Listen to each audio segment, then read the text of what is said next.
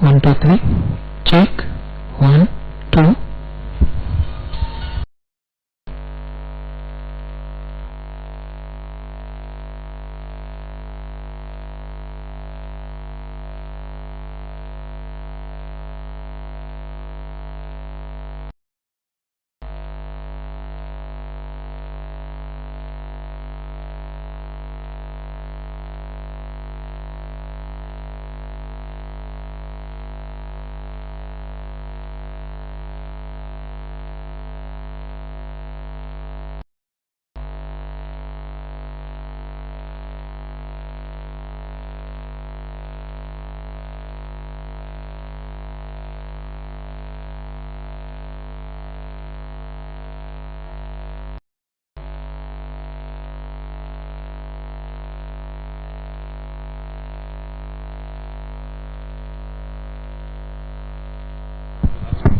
check 1 2 check check 1 2 3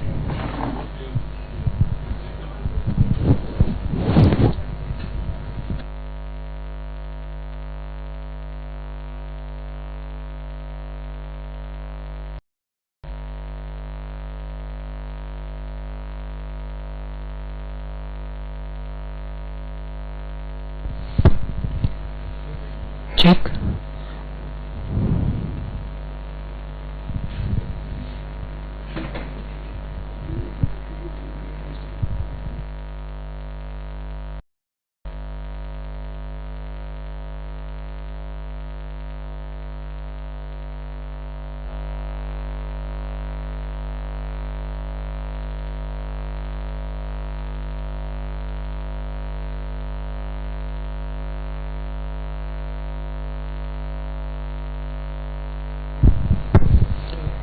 check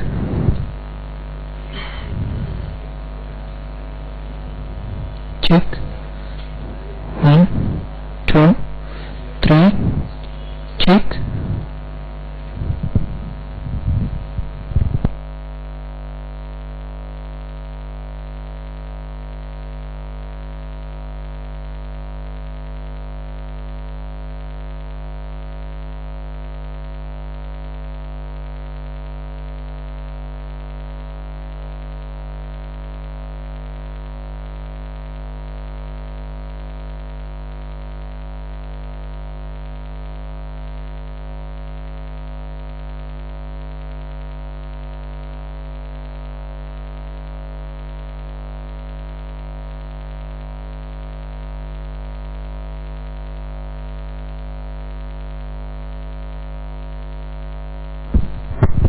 check 1 2 3 check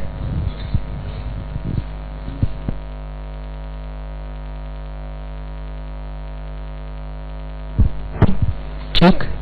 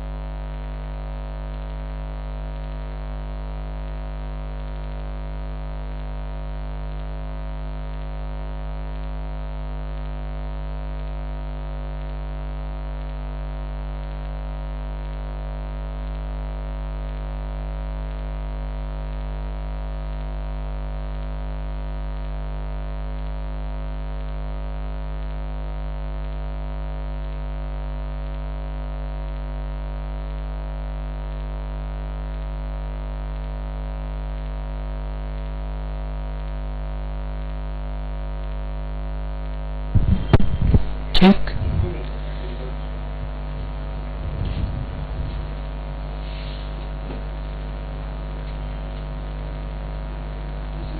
check 1 2 3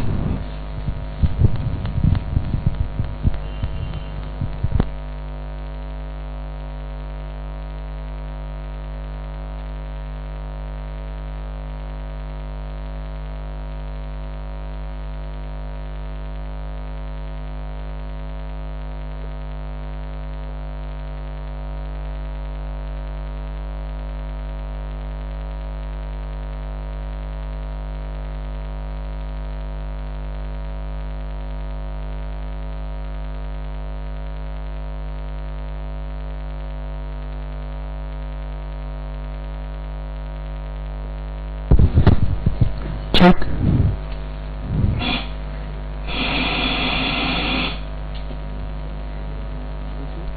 Check. 1, 2.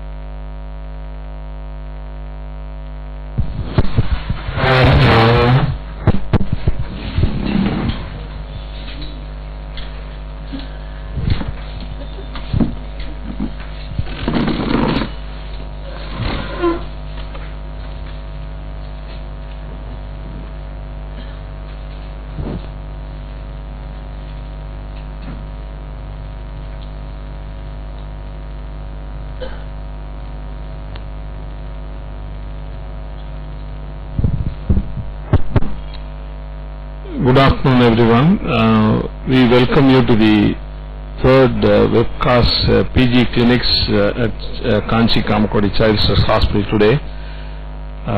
This is actually a unique program. We are having it for the third time here. This is as per the Presidential Action Plan 2014, being webcast everywhere thanks to the Alembic Pharma. Today we have presentation of two cases, and which will be discussed by none other than Professor G. Kumaresan, the doyen of pediatric teachers in this country. I welcome you, sir. And along with him I will also be discussing the case, and the presenters today are Dr. Nagaveni, our second year PG, and Dr. Salai Sudan, our second year PG. Over to who is going to do that first? Dr. Salai Sudan. They will do it in tandem, history and physical examination, so the audience can always interact. So many of us have unexpected fear about neurological cases. It's much more simpler than other systems. Go in a systematic manner, it will be very easy. Many a time what people expect out of you is not the final diagnosis. Your physical science and the approach. So don't get worried about the exact diagnosis.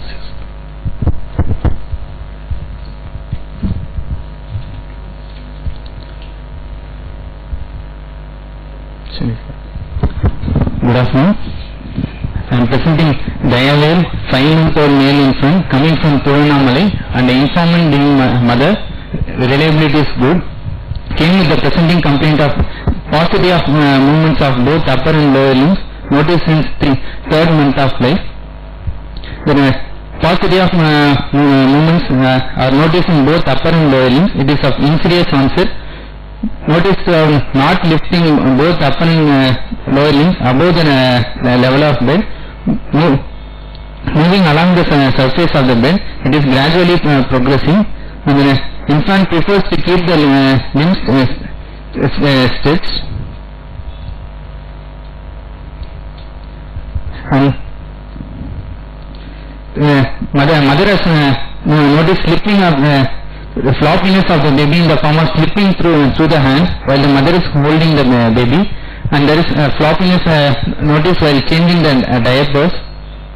So when objects are given in hands, there is holding of objects is good, but the infant is not reaching for the objects. And stop here for a moment. First thing you said was notice at third month of age. So we'll have to make sure whether the child was normal prior to 3 months. One more point, the beginning of your presentation, when you give the age, give a small pause. This child, which is 5 months old, give a few seconds gap, so that the concept that the age of the child 5 months sinks in well. So the first step you have said is notice at 3 months of age. So the first question you will have to keep in the back of your mind, I must make sure that the child was normal before 3 months. The second step in the history you have made, it's progressive.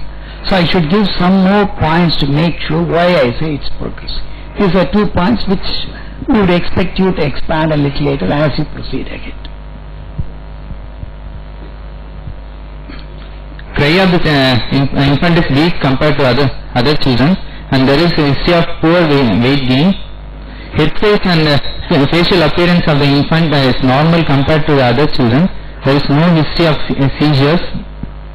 There is no history of abnormal movements of the eyes, no history of drooping of eyelids, and there is no history of abdominal movement of tongue, and there are no feeding difficulties and no history of any aspiration, and infant is sucking good at the mother's breast.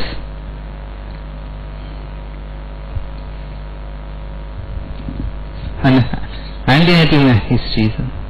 Keep talking.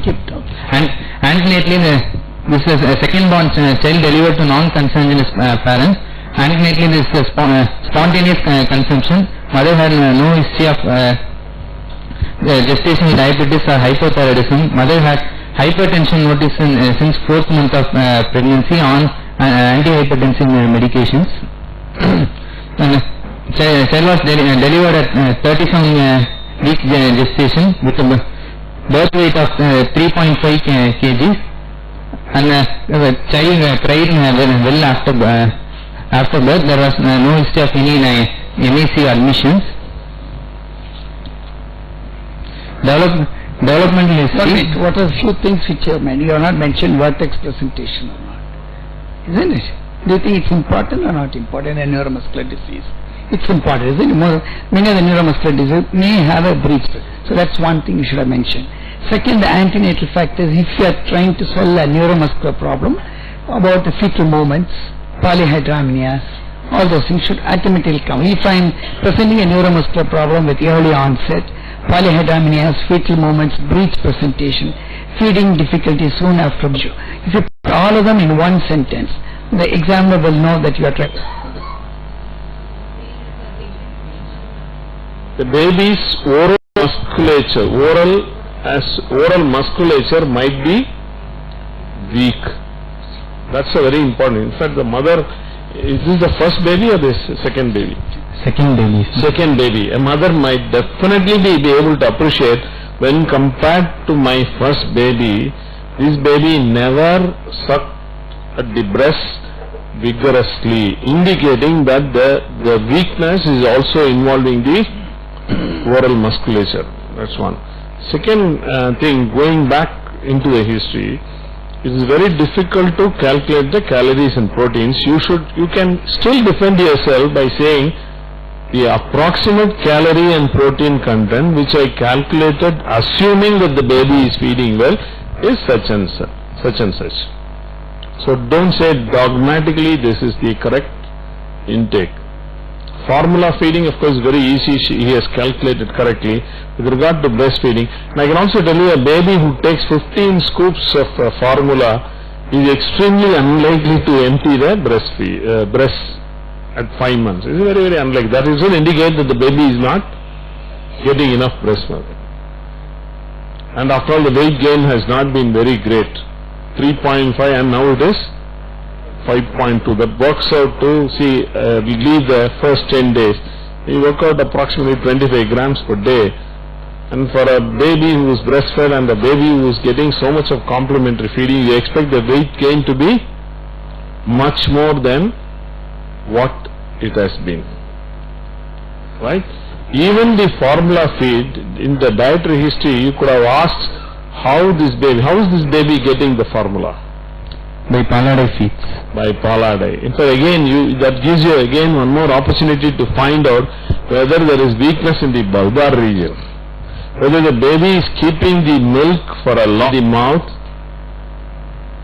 and whether the baby has difficulty in swallowing and it takes a long time to empty one Palade of milk. These questions could have certainly added value to the history of neuromuscular weakness involving the bulbar muscles also. Right? the message mainly I think because neurological case I'll skip nutrition.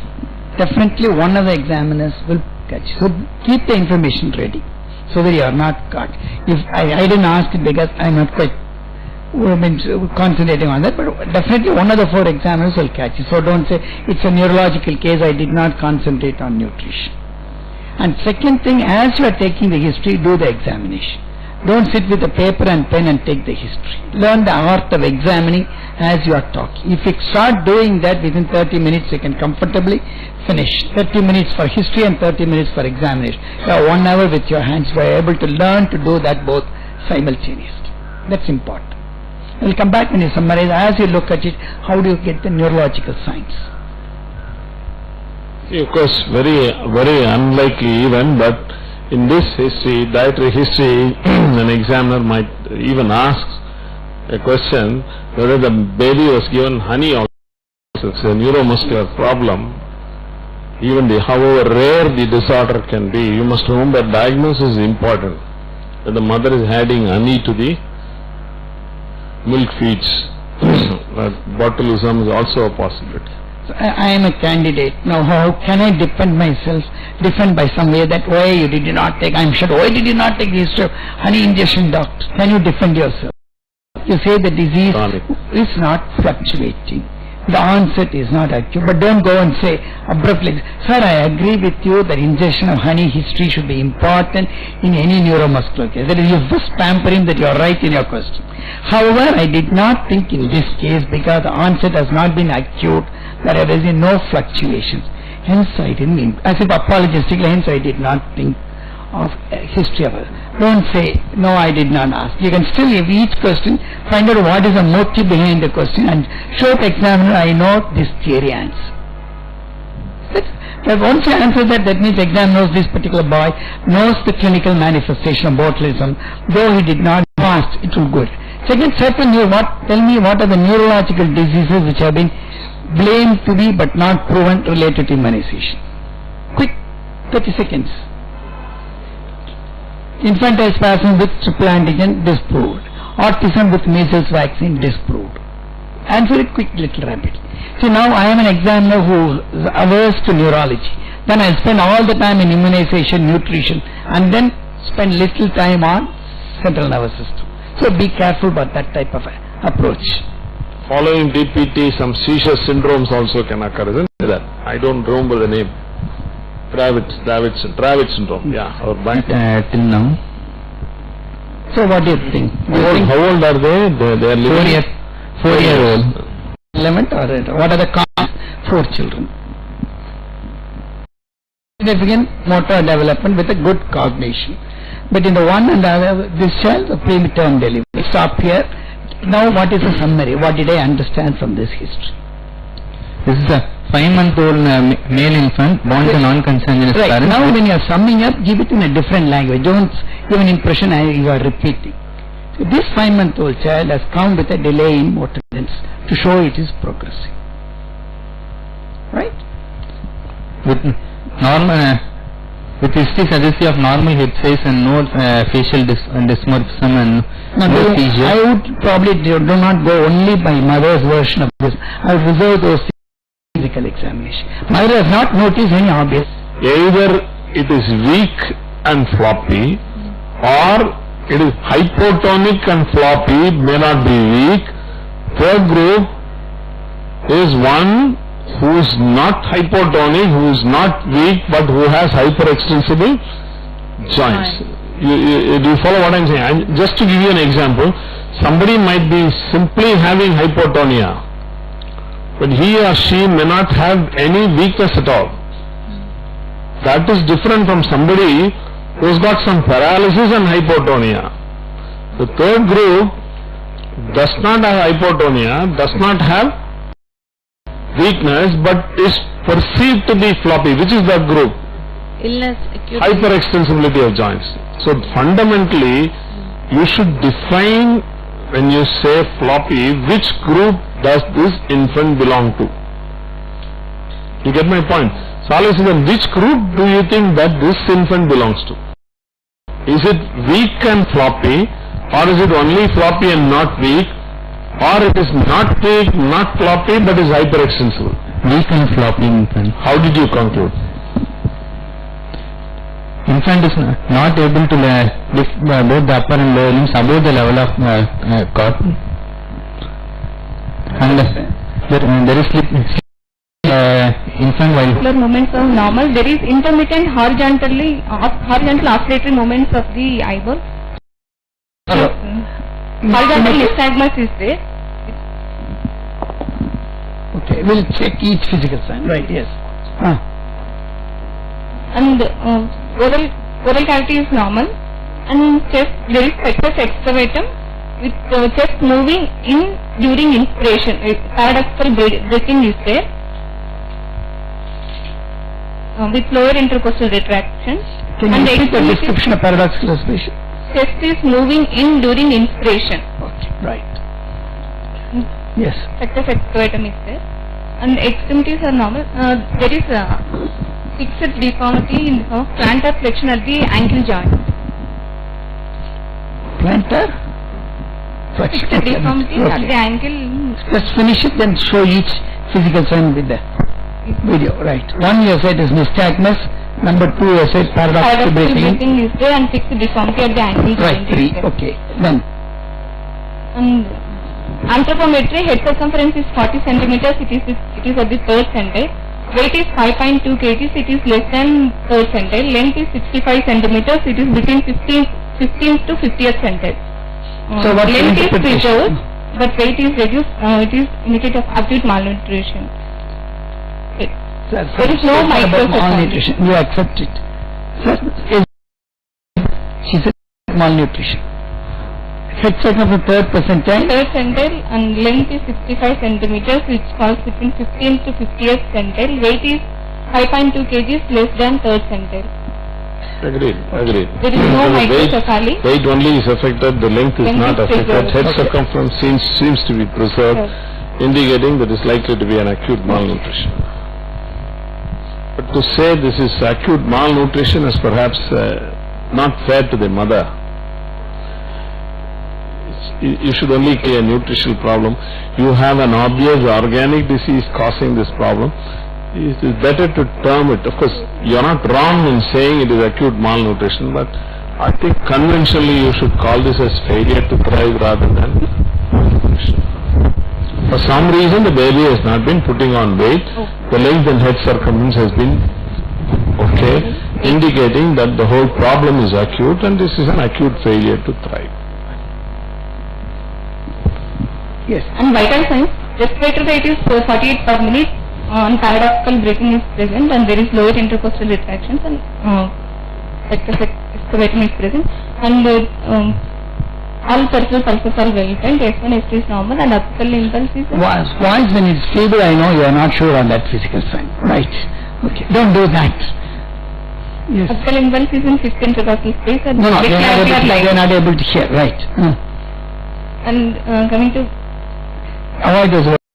neurological I couldn't bring it much high into the discussion and keep on irritating the examiner. So I also have a doubt from the second. That is not the base on which you are going to start your discussion. We understand that is a small technique, not highly scientific technique to tide over the crisis. Right. Sorry. No, one thing is that for all of you to see, if you see this is a 5-month-old infant. By 5 months, a normal infant will definitely, fix at the mother's face consistently. In fact, I have been trying for the last 2 to 3 minutes, requesting the mother to establish eye contact with the infant. Has she been able to do it consistently? In fact, she was trying to sing, she was trying to talk, right? The only thing we could make was that the visual active involvement also, which however subtle the clue is, it's very important from the diagnostic point of view. And the cry is of course obviously weak, indicating definite involvement of the bulbar muscles. Whether the CNS involvement is secondary to neuromuscular or independent, this should be one place where I can discuss. The child could have predominantly a neuromuscular problem with hypoxia, child may not be alert. Or the child could have both central and peripheral involvement. The moment I commit central and peripheral environment, I go down to a narrow differential diagnosis. I cannot say the child has got both central and peripheral nervous environment, then what's your diagnosis? You don't say congenital myasthenia. So make sure that you are, as you are building up your final diagnosis, tallies with your physical science. So there is a subtle disturbance in the higher functions, whether it's primary or secondary to neurological illness. I would like to discuss the differential diagnosis, in which case you can still sell your diagnosis. Proceed. Color reflex is present. There is no facial asymmetry. Bilateral nasolabial fold is present. Hearing wise, he's Loud and consistent voice. Right. he's not able to turning to sounds, but he's becoming quiet to a loud sound. And sucking strength, such strength is very weak. There is no good lip. You're now hearing the cry. You're actually very weak and ineffective. Very weak and ineffective. Yes. Sucking, there is no good lip seal. The weak suck is there. Have you written this? I have a feeling that you got a clue from the exam. Have you written that as a weak lip? I have written weak strength. He is not sucking with fingers. No, have you written as a weak lip seal?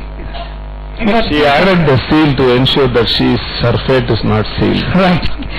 Otherwise I would not give credit, because this is what you picked up from the discussion. Right. So all of us have gone through, we know the tricks. Right, okay. Yes. Gag reflex is present, and there is pulling of secretions. One of our examiners of my time, he will ask the mother, did the doctor open the mouth and touch the child's throat with a stick?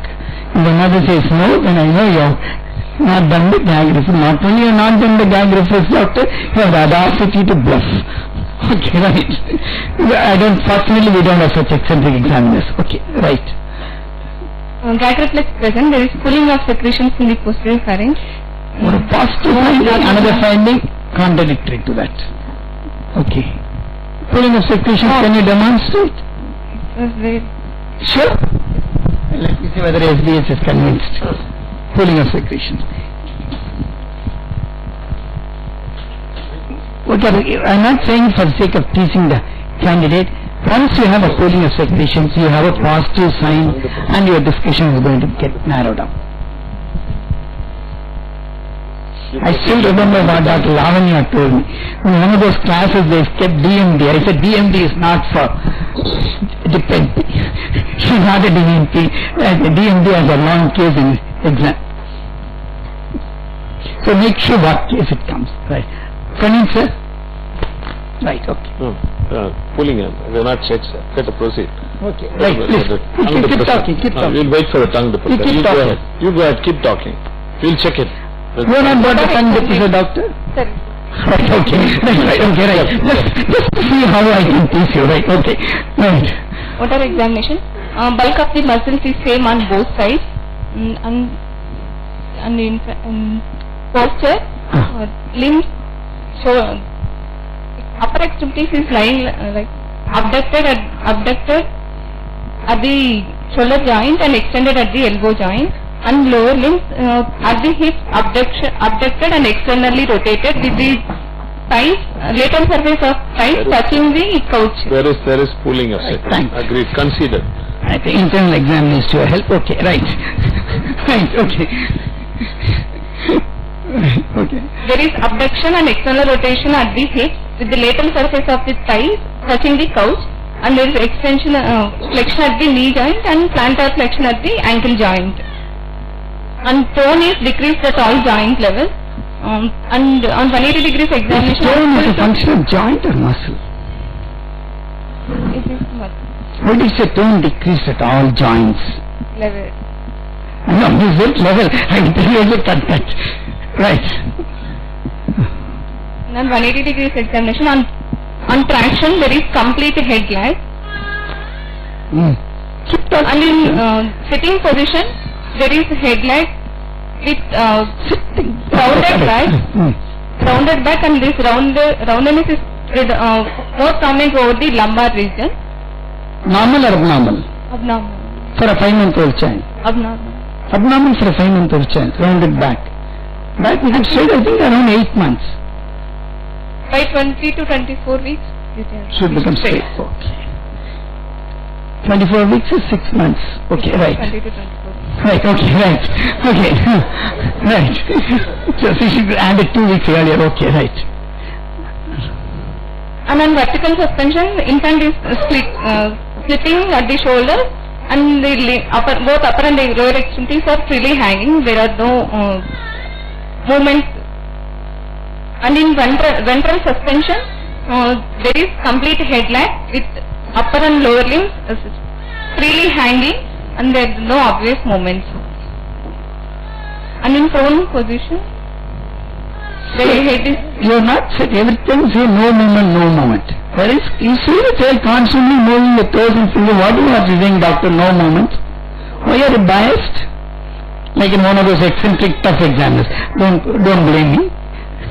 So there is a constant movement of the toes and fingers. There is no movement of the proximal joints.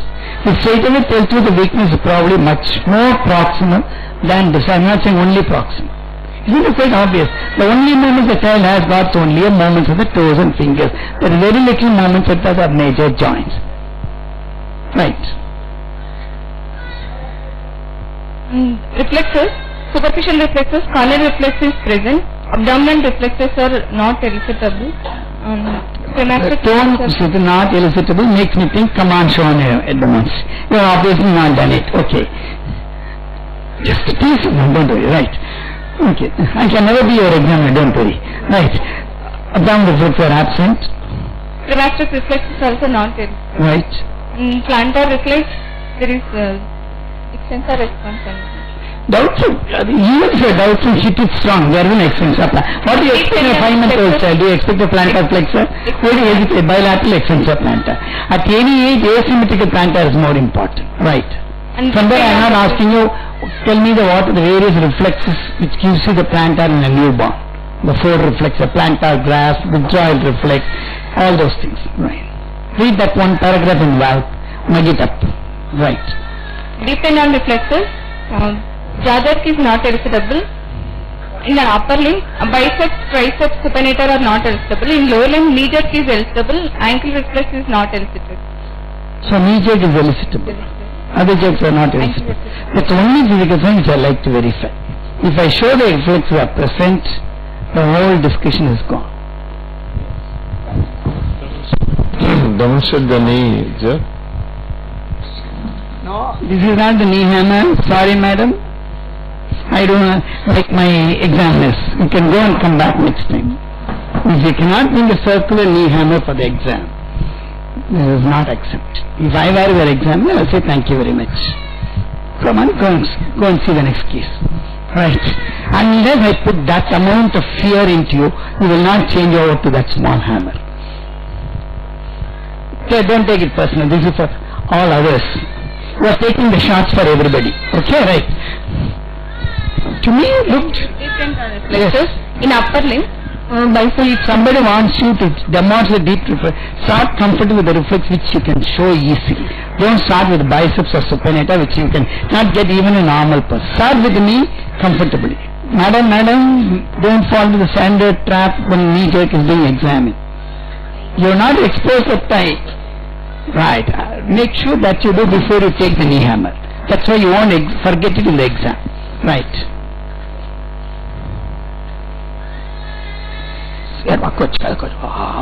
Yes. You can use SBS. The reflex are present. You call it normal, doctor? Is it just elicitable or is easily elicitable? Easily elicitable. Normal or abnormal? Abnormal. Why did not mention it? You said only just elicitable. You didn't say it's pathological. Has somebody else seen it? Just show to others. Just show it. Demonstrate on the left side. Just see the nature. See, the important thing by examining your physical science, you cannot afford to make mistake in physical science. You understand? The usual trick you do is,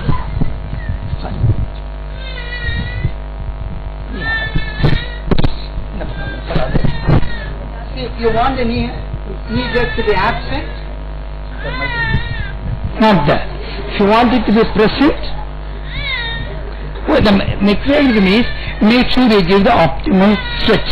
For example, if I don't get now, next time don't do that. Slightly stretch it a little bit and then do it. 2 degrees. Repeated just tend to get facilitated by repeated examinations, whereas superficial reflex against fatigue. So if 2 or 3 times I don't get a plantar, I skip, go to some other reflex and come back. But a knee jerk you should do. So the knee jerk is the mechanism which you expose and make sure you have the ideal stretch. Too much of bending will make it abolish. Reflexive disc, other reflexes? Jerk is not a. Not that. Not a.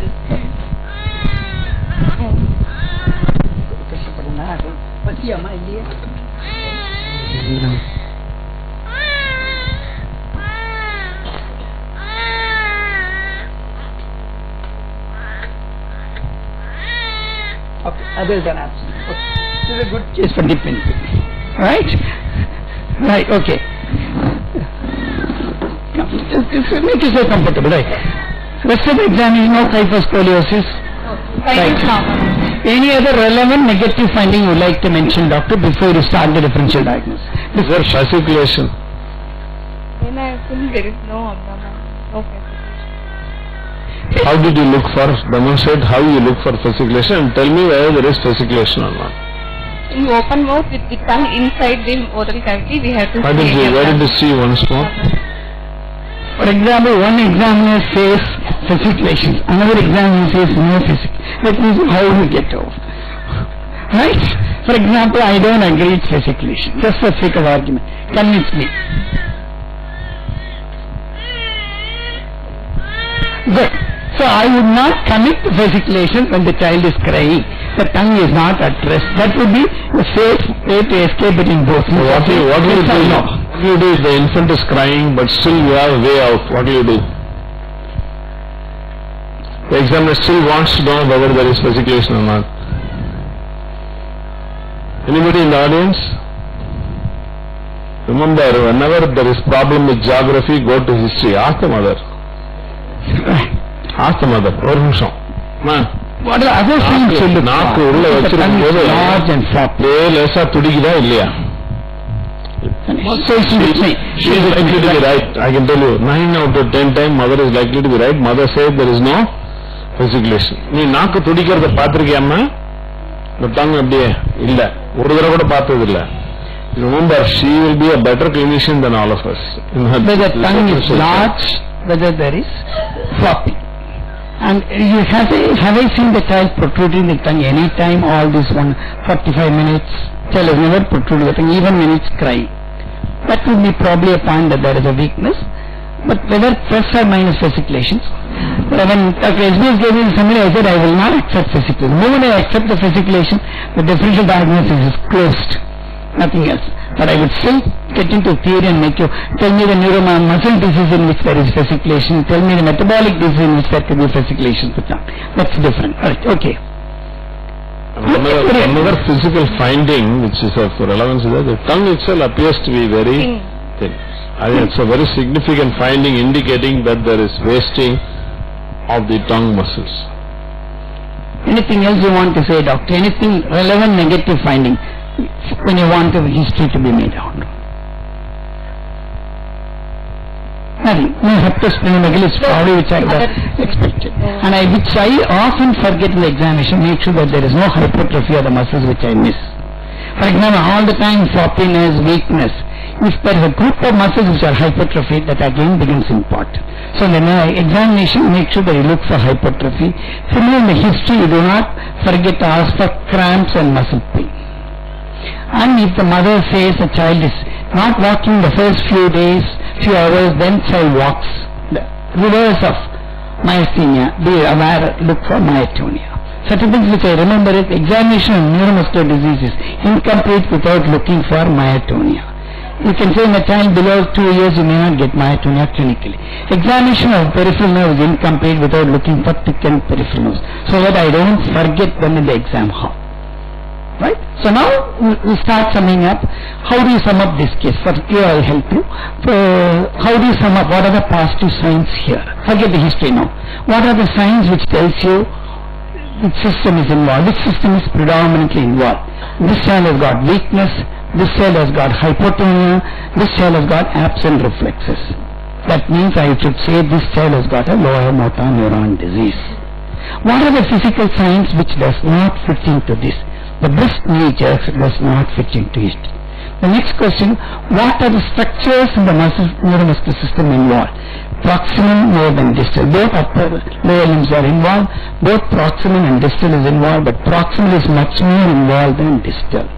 Second, the child also has got cranial nerve involvement in the form of difficulty in swallowing, weak tongue, plus or minus physically. So the bulbar muscles are also involved.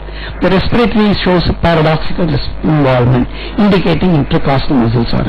So this child has got a lower motor neuron disease, extensive, involving bulbar cranial muscles, respiratory muscles, and limb muscles, with proximal more than distal, with intercostal paralysis. So this would mean the predominant site of involvement is anterior horn cell. Don't stop there. However, I am unable to explain the brisk nature. If you give a break, examiner will immediately come and say, how do you explain the brisk nature? So, in the same sentence, however, I am not able to explain the brisk nature. Then, next sentence, the less alertness and the brisk nature may indicate additional upper motor neuron signs. So this cell has got a predominantly anterior horn cell disease with some upper motor neuron signs, for which I am unable to give an explanation. But for the brisk knee jerks and drowsiness, my first diagnosis would be an anterior horn cell disease, spinal muscular atrophy.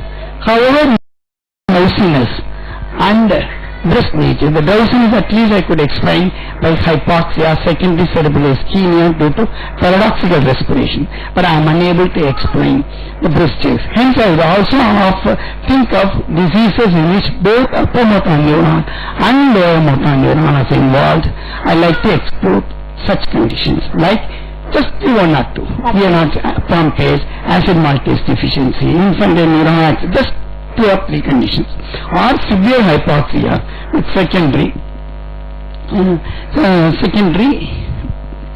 anterior horn cell involvement or cerebral involvement.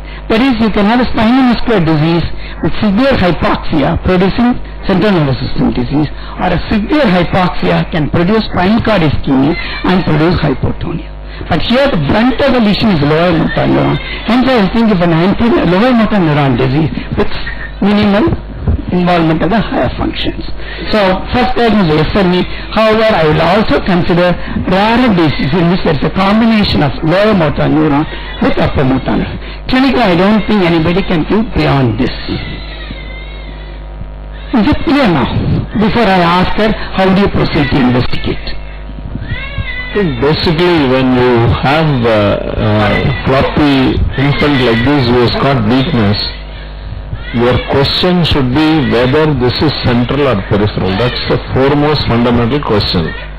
The question most often can be answered if the following features are present or absent. For example, if you put a tabular column, you don't do it routinely in practice. If you basic rule is which is more common, central or peripheral? Can anybody tell me? Central. Rule number 1. Central is much more common than peripheral hypotonia. So if you make a diagnosis central, you take them. You can, you are likely to be right, but that doesn't mean when you have a SMA obvious with areflexia or fasciculation, if you say central, you are likely to be wrong. So when you are in doubt, vote towards central. That's the rule of thumb. Number 2, if you have... At this point, what you should do is, I am unable to explain the brisk natures. So what do you think? The examiner himself will give you that this could be an upper motor neuron. So what you want to straight away, if you say throw away an upper motor neuron, what is it in a simple anterior horn cell disease you are calling upper motor neuron? Give a clue and make him agree that it is upper motor neuron. Make him agree that it's upper motor neuron.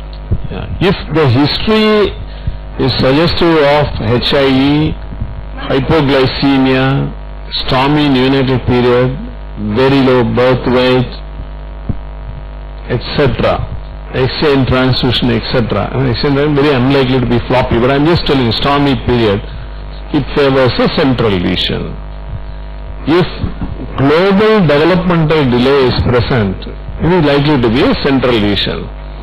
If seizures are present, it is likely to indicate a central lesion. Right? In addition, if the mother gives a history that there is scissoring or fisting, even though the baby is hypotonic. For example, the mother gives a history, baby is floppy, but intermittently the baby does or does. It's 9 years, isn't it? 18. Which vaccine is important in this child? Rabies This vaccine, polio vaccine. It is polio. Appropriate immunization for polio is the most important history in this child. So rabies can cause all sorts of things, but from this case point of view, I think it is polio immunization which is relevant. He has received all vaccines appropriately, isn't it? Yes. Right. Family history. It's just Relevant in the family history. Yes. Now, what is your inference at the end of this history? This is a child with hip paralysis, which is predominantly distal and It is asymmetrical. a Why do you say post-infectious disorder? You think that infection, what makes you say it is post-infectious? And what infection he had? I have asked you 3 questions. Not that I am interrogating you, they are all relevant questions. So the difficulty is post-infectious, mean upper motor neuron or lower motor neuron, I do not know. Because you don't expect ADM presenting as a foot drop, if you are trying to sell me an ADM. If you are going to sell it as a non-event, for polyneuritis, again unilateral weakness doesn't fit into your polyneuropathy. So at this point I would be probably correct with acute flaccid monoparesis. Related to fever, I would like to have more physical without using the word ADM, all those things. I like to have more physical signs. Probably since it's a lower motor neuron, it could be anywhere in the anterior hamstral, lumbosacral plexus or peripheral nerves of that limb. Don't go beyond that at the history level. A child has lower motor neuron weakness affecting only one limb. He also has some fever. What are the common conditions which will come to your mind? I am just asking an open question. I don't know that I For example, if you say polio, I will immediately say polio in India, doctor. So you have to word carefully sell it. You know, the examiner was wanting to tell you polio. I would probably use the word polio-like illness. I won't use the word polio at this today. Because the polio-like illnesses now has been noted to occur with a variety of other diseases like EV70, California virus, those. So I would like to use an acute flaccid paralysis, a polio-like illness. Even if you are trapped to use the word poliomyelitis. Can anybody in the audience tell me a child has got some febrile illness and then develops some weakness of one lower limb? What are the conditions that you will think of? Common conditions. You know, in medicine, if you make a diagnosis of a common condition, you are likely to be right in most of the times. Anybody in the audience? Come on, all of you are tired, not had coffee? Right, you come back with the answer to them. Pardon? Myositis. I won't agree. Myositis, will myositis cause unilateral weakness? Which myositis? No. Right. Okay, I'll give you a clue. I'll give you 3 case scenarios. You tell me the diagnosis, right? A child has got fever for how many days fever, Salai? 6 days of fever. 6 days, okay. 4 days, 6 days fever. On day 7, the child starts having a foot drop and starts having limp. Okay. And there is pain in the limb. Pain in the limb. Okay. And there is some weakness. And you find that the child is pale. You find that the child has got lymph nodes in the neck. What is the diagnosis? Huh? All of you are sleeping, I think. Fever with radicular involvement can occur with Malignancy. can occur with before reticular malignancy. Give all three. Simple logic. Anything you don't know, you think of infection, inflammation, malignancy or infiltration, and of course last idiopathic. You don't know, right? You are likely to be right, isn't it? So which infection which can cause fever for 6 days, then later on cause weakness of one limb? Which infection can occur? Radiculopathy. I am saying unilateral flaccid weakness. So I am trying to sell a radiculopathy on the background of febrile illness. That's what he is going to tell you. Suppose the child has got intense back pain, high fever, one limb or both limbs some weakness, epidural abscess, or it can be a throat compression due to tuberculosis, of course, short duration, without back pain, without any swelling. You're not going to think of it, but what I'm trying to tell you is infection. That is number one. But an acute infection resulting in epidural abscess, you don't expect this. Just fear has come down, isn't it, Salesman? Fever has come down and he was ill for 4 days after fever. He has gone to school. After which he developed pain in the left foot. Then, so the very fact that he had some fever, he was well for a few days, and then developed a neurological problem, indicate that it is not likely to be an acute infection which has caused the problem. Right? That is number one. Second is, you don't have from the history anything else happening anywhere in the body for this boy, isn't it? For example, pallor, bleeding, lymph nodes, abdominal distension, loss of weight, and nothing is there, isn't it, Salesidan? Yes, sir. That indicates that this is not likely. You should have given us a relevant negative finding. Don't just be happy saying no. These are things which I have failed to mention in my relevant negative finding.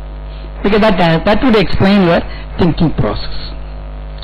So the other possibility is that if it is an infection related neurological involvement, that's what he said, post-infectious neurological involvement. If it is post-infectious neurological involvement, how right you are going to be if you have involvement only in one particular limb? I don't know, sir has to tell me. I know how you can get involvement. One low limb involvement means the lesion could be in the lumbosacral plexus, peripheral nerves. Unless you come and show me physical signs on the opposite side, until then I will say if a lesion is either in the anterior horn cell, lumbosacral plexus or peripheral nerve, my first bet would be injection paralysis. Though you say he remained well, he would have received 3 injections, the 4th injection and a follow-up, he could have had that done. Second important point is the presence of pain, which is a more predominant picture, again has to be accounted. That would mean an inflammatory disease or a compressive disease involving the radicular disease, radicular roots. The other rare possibility, of course, is an autoimmune disorder, a non-infective inflammation which has manifested with fever and some neurological involvement. Again, you have involvement only in one limb without any other features suggesting multi-system involvement with organomegaly, rash, arthritis, or anything else happening, renal involvement. That looks far-fetched, but that's a possibility you have to keep in mind. More so if the same boy had been a girl rather than a 9-year-old adolescent boy. If it was a girl, perhaps that is where you should have, your thoughts should have gone to. So basically, with this history, the possibilities are: 1, an infection causing some abscess collection and then pressing on the nerve or in the nerve roots. That is number 1. Second is a post-infective radiculopathy or demyelination, patchy. Third is an infiltration or a malignancy which looks far-fetched. Fourth is, of course, we are left with only the autoimmune disorder. Fifth, of course, even if this history, short history, brief history, you have to think in terms of an acute flaccid paralysis secondary to traumatic neuritis, and however uncommon it is, even poliomyelitis has to be thought of in this child. So as you are examining the case, remember the lumbosacral plexus, and the description should be according to the muscles involved and the sensory pattern dermatomal. That's what I would like to keep. Check whether the dermatomal sensory loss is there, whether the loss belongs to a particular nerve root or nerve peripheral nerve. That's what I should. Before that, quickly I will examine all the other 3 limbs, make sure it is normal. Then I start concentrating on the paralyzed limb. But I would have gone one step ahead in getting more history, in the sense that I would have wanted to find out whether they are using the Indian toilet or the Western toilet at home, whether this fellow is able to squat and get up. How is that important? Proximal gluteal muscle weakness, one. Second thing is whether if they don't have a dining table in the house, whether he is sitting in the floor and eating and then getting up, or whether he requires support. That could have given me, if he is be able to do that, then probably I would have thought of only a distal weakness in the left lower limb. Then it is more likely to be an isolated neuropathy secondary to febrile illness. Yes, physical signs.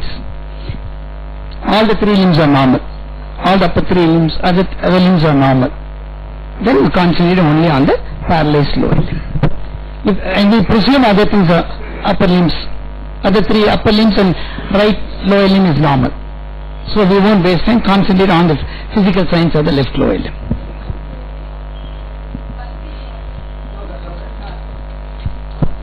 Bulk is normal, there is no atrophy.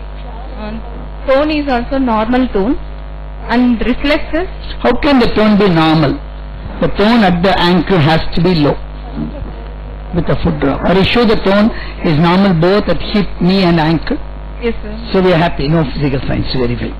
You are lucky, no physical signs could be verified, right? Whatever you say is fine. Knee jerk is elicited. Motor system you said power. Then why did you jump to tone? What do you say about tone?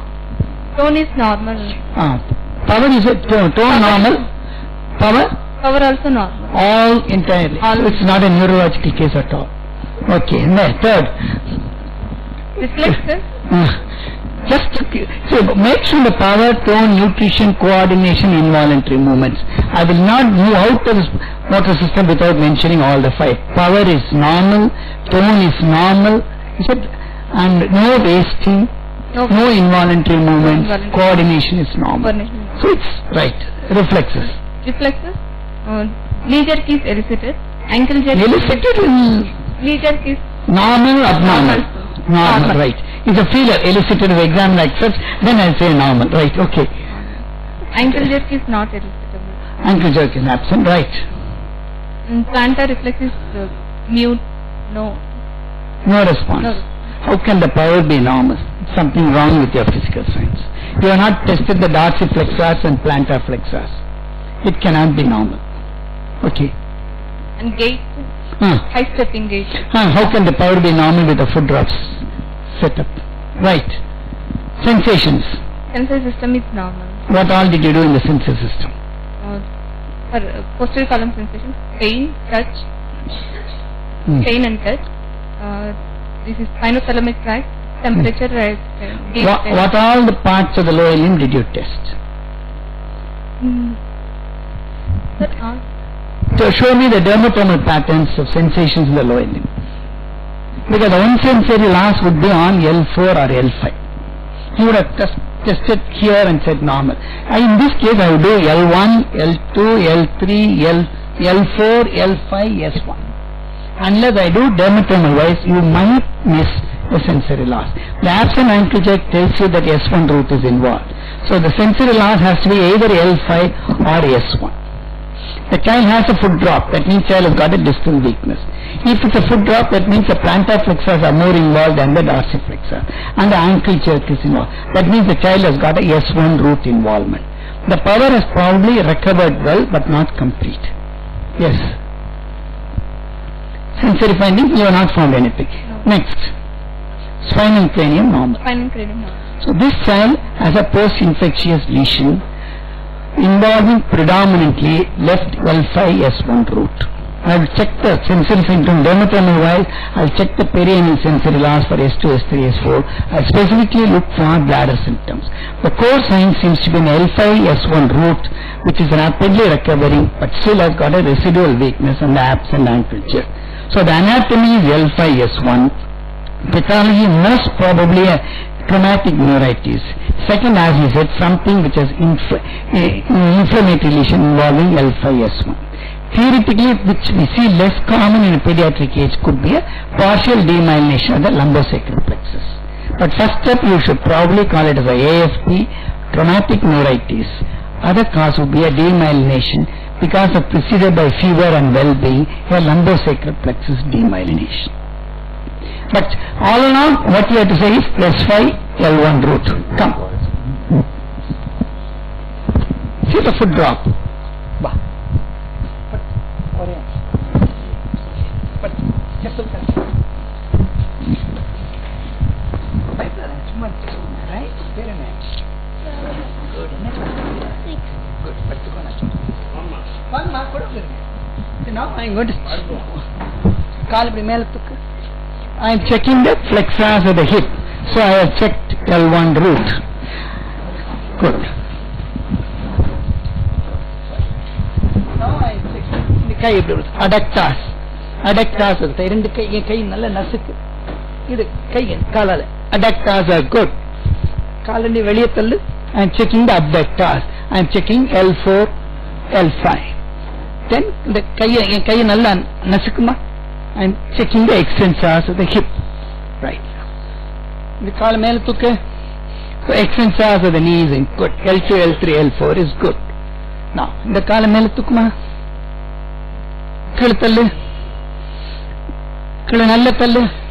good. Good. L5 specifically toe. Lift it up. Good. Next one. In the calvar. Now we'll go to the other limb. In the calvar normal. Other way extensors, make him lie down on the fat and lift. Fixing the hip. He should not rotate the pelvis and lift. So L1 is okay. L2, L3 is okay. L5 S1 is okay. Madam. Using power is normal. 0.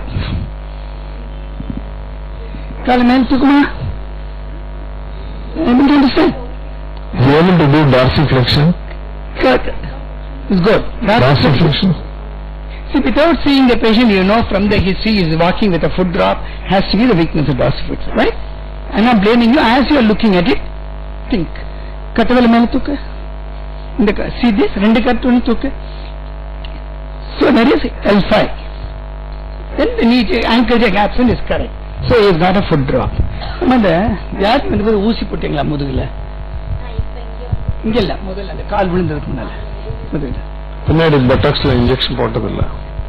So traumatic neuritis without a history of injection falls off. So you have got a L5 S1 root. Could be a sensory finding. Sensory, are you sure it's normal? Huh? Which sensation? L1 is okay.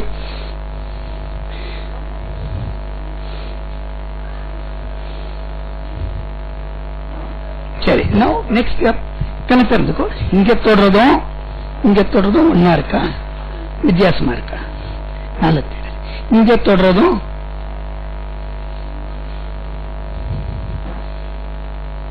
so touching those, similarly go for paint. So if the sensory system is normal, then you say L5, S1, motor roots are predominantly involved. Motor roots.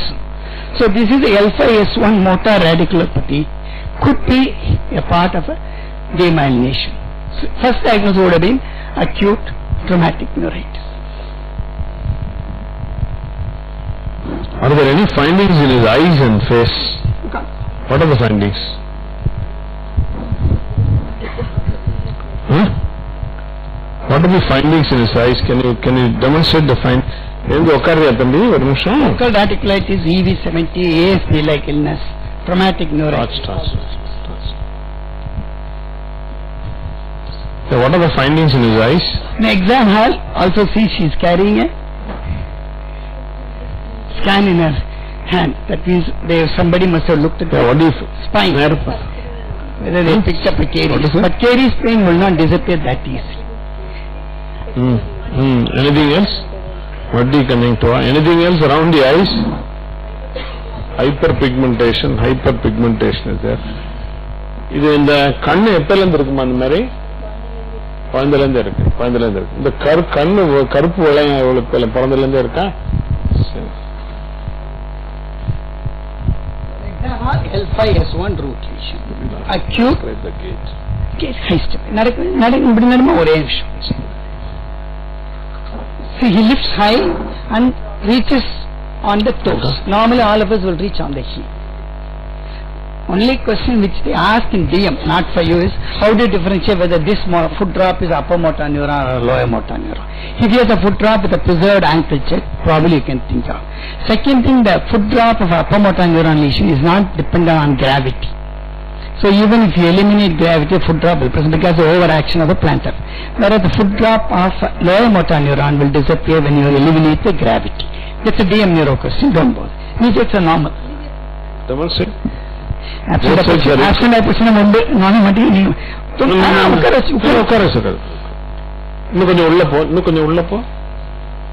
In this time, if the knee check is not there, I would expect the candidate do the reinforcement.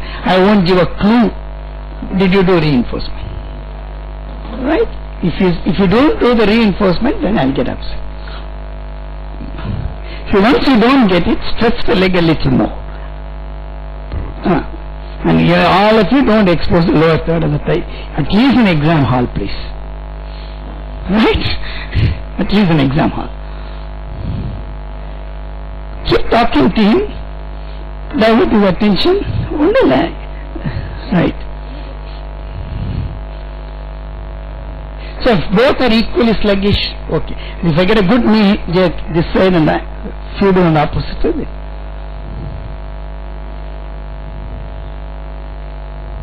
Right. If the examiner elicits a knee jerk, then you are in trouble. Right? I don't want her to get into trouble. So, This is not personal, this is for others. Pray that I don't get a knee jerk. Right? Palla kachukuma.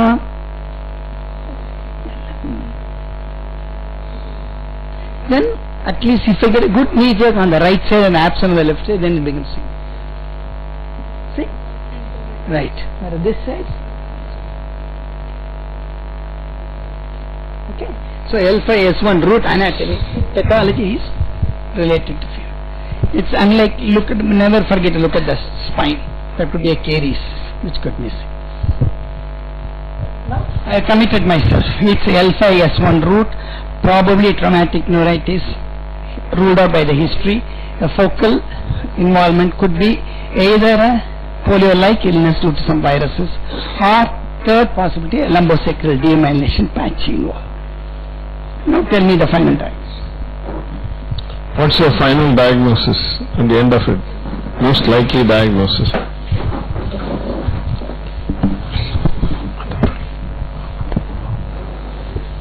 Femoral nerve lesion, probably traumatic. Anatomy first, then only anatomy is L5S1 left side. Secondary, you don't get easily diverted. Pathology I will offer differential. I think I would be more careful in my examination of the sensory system of this child. I am sure there is likely to be something sensory also. L5S1 probably the outer, if you find, there might be a difference of fine touch between the two places. Do you try? Joint position also. Suppose he closes the eyes, he is able to appreciate even a cotton on the skin? Cotton? You are not able to appreciate. No, cotton. Is he able to appreciate or not able to? Not done. You are not. I think the fine touch is very important because it's going to be crucial for you whether this is a pure motor neuropathy or if it's a motor See, remember, a pure motor neuropathy involving one or two nerve roots is extremely unusual. There are very few roots are involved or not? It's all involved because there is pain on the onset and probably sensory signs are recovered. Still you have that. Remember, the only nerve which doesn't produce much of sensory disturbance is which nerve in the body? The only nerve, paralysis of which does not produce much of sensory disturbance. Anybody? Facial nerve. Every other nerve in the body, if a nerve is affected, definitely there will be some sensory disturbance. And a difference in the fine touch between the two dorsums of the feet would have been very crucial for you to identify that this is nerve root involvement affecting the motor and the sensory. First do cross, then check if this is 100. Some examples, if this is 1 rupee, how much paisa this is. Look for subtle difference in the sensory law. Demonstrate both for the examiner, and even if you are not able to demonstrate, examiner knows you know the technique. First you do that, then compare both sides. And never do in the exam this. You should do only with wisp of cotton. How do you investigate this child? You don't have a diagnosis as of now. So how do you investigate this child? I'll take over. First step, you will do a lumbar spine, L4, L5. Second, less traumatic investigation, I like do the nerve conduction to demonstrate this nerve involvement. If both are, and then I will also do a peripheral smear to make sure that I do not miss lymphoreticular malignancies, including infectious mononucleosis, leukemias, all those things. Since he does not have fever now, screening for leptospirosis may not be effective. I am not saying that, I am showing the examiner that I also thought of leptospirosis which can produce radicular symptoms. Then, if all of them are non-contributory, a lumbar puncture may give me evidence of CSF infection. Most likely the lumbar puncture is going to be normal, but if the protein is high, then I will know it's a spinal tuberculosis, local arachnoid. So that will be the last. It is the most non-invasive to invasive. Peripheral smear, X-ray lumbosacral plexus, X-ray lumbar spine, nerve conduction. And if all of them are non-contributory, I will also do a CSF analysis.